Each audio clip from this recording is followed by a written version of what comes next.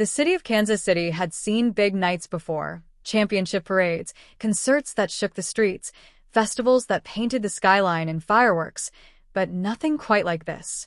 On Tuesday, August 12th, the heartbeat of the Midwest seemed to synchronize with the arrival of two of the world's most talked-about people: Kelce, NFL superstar and Kansas City Chiefs icon, and Taylor Swift, the global music phenomenon who could turn an ordinary Tuesday into a holiday with a single Instagram post.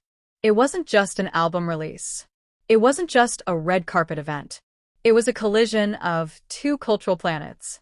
The venue, a grand hall draped in gold light and steeped in old-world elegance, had been transformed into a living love letter to music, sport, and spectacle.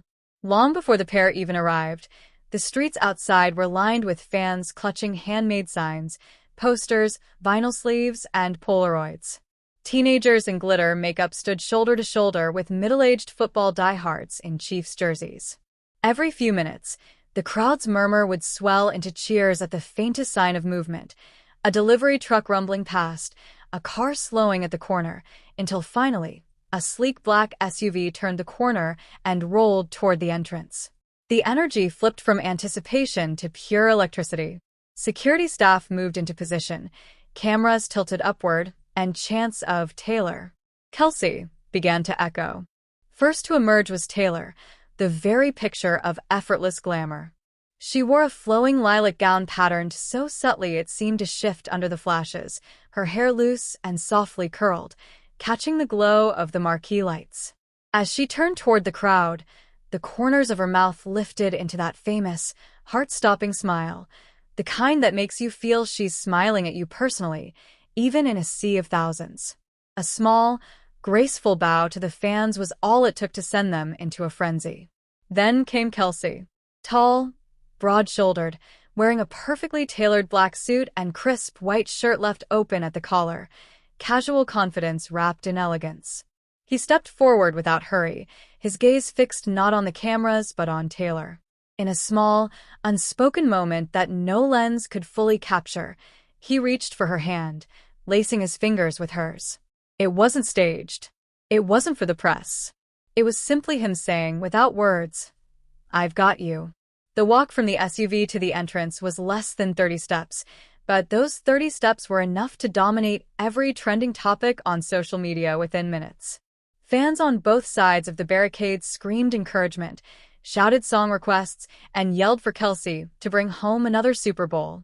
Signs reading "We love you, Tay" and "Chiefs Kingdom plus Swifties equals family" waved above the crowd. Inside, the transformation of the hall was breathtaking.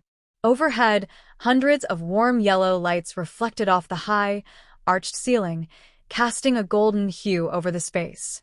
The centerpiece drew every eye, a massive glowing frame spelling TS12, lit with an intricate blend of white LEDs and surrounded by clusters of balloons in sunset shades of orange, yellow, and crimson.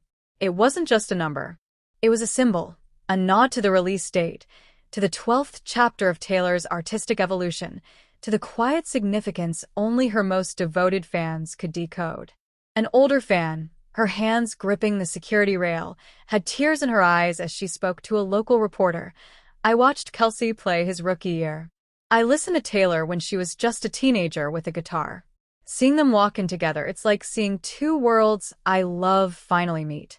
As the couple entered, the soundtrack shifted to a specially arranged medley from Taylor's upcoming album. It wasn't blasting at concert volume. Instead, it floated gently through the air, giving guests room to mingle, to smile at familiar melodies reimagined with fresh arrangements.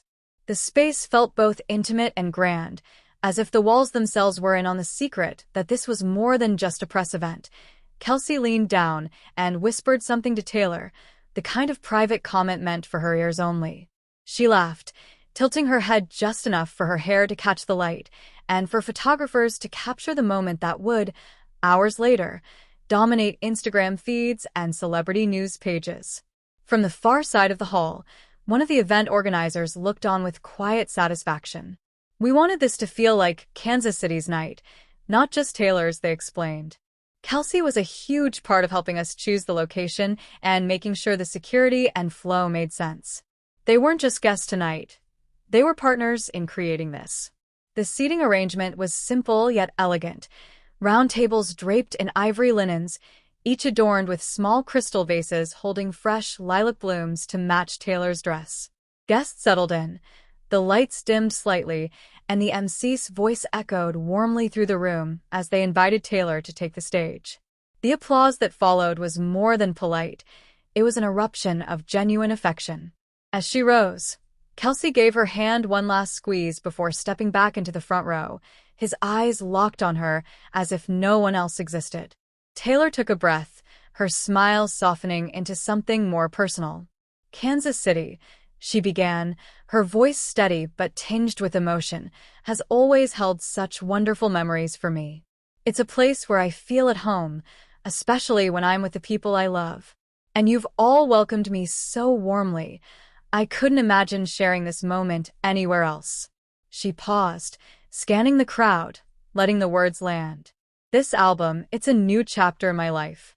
A story of love, of hope, of moments that remind you why life is beautiful, even in its messiest parts."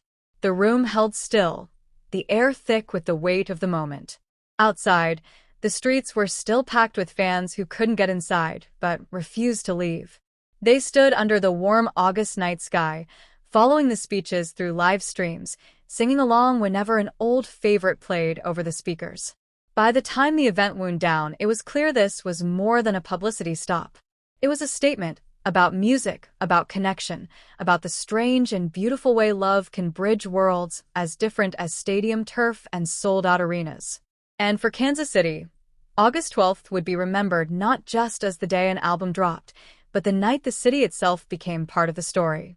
The way Kelce and Taylor moved through the crowd, laughed in private corners, shared glances that spoke volumes, and treated fans with quiet gratitude turned every moment into a viral sensation. Every social post, every story shared, every fan reaction became part of the event's living narrative. The details were painstaking, from the hand-placed balloon clusters to the curated playlists, the intimate lighting, the custom TS12 display, and even the subtle choreography of entrances and seating. It all combined to give the audience, both live and online, a sense of being inside an evolving story, a chapter in real-time love, artistry, and spectacle. Guests described leaving the hall with hearts racing, smiles permanent, and a deep sense that they had witnessed something historic, a perfect fusion of athletic bravado and pop culture wizardry, all centered around a couple whose chemistry alone could power an entire city for a night. The press releases and headlines that followed were inevitable, but they could never fully capture the nuanced details.